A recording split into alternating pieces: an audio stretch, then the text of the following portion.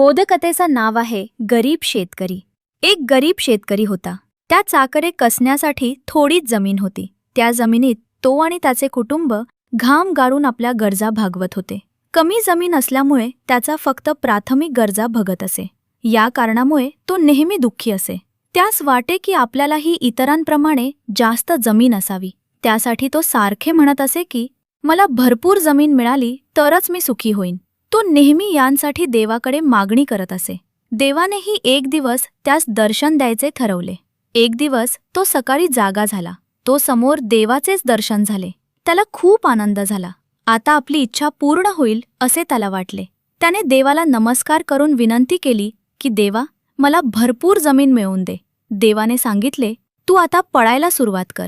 सूर्यास्त होईपर्यंत तू जेवढ्या जमिनीला फेरी मारून इथे येऊन पोचशील तेवढी जमीन तुझी होईल. असे बोलून देव अदृश्य झाले. शेतकऱ्यास खूप आनंद झाला. त्याने देवाने सांगितल्याप्रमाणे धावण्यास सुरुवात केली. पण जास्त जमीन मिळवायची त्याची हाव काही सुटत नव्हती. त्यामुळे खूप दूरच्या क्षेत्राला वळसा घालत तो कसा तरी सूर्यास्तापर्यंत मूळ जागी आला. पण दिवसभरात अविरत धावत राहिल्यामुळे तो एवढा थकला होता की तिथे पोचल्याबरोबर त्याला रक्ताची उलटी झाली. तो खाली पडला व जागच्या जागी मरण पावला. ते पाहून देव पुन्हा आले. देव म्हणाला, तू आता जेवढ्या जमिनीवर पडला आहे तेवढ्याच जमिनीची त्याची वास्तविक गरज होती. अशा प्रकारे शेतकऱ्याला जमीन मिळाली नाही, मात्र स्वतः जीवाने गेला. देवाने त्यास पुन्हा जिवंत केले व विचारले, आता तुला हवी आहे का जमीन? तेव्हा शेतकरी बोलला, मला क्षमा करा.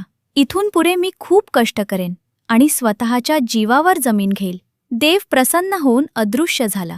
तात्पर्य: अतिहव्यास हा विनाशालाच निमंत्रण देतो. अजून एक अर्थ लावता येईल, अति तेथे माती.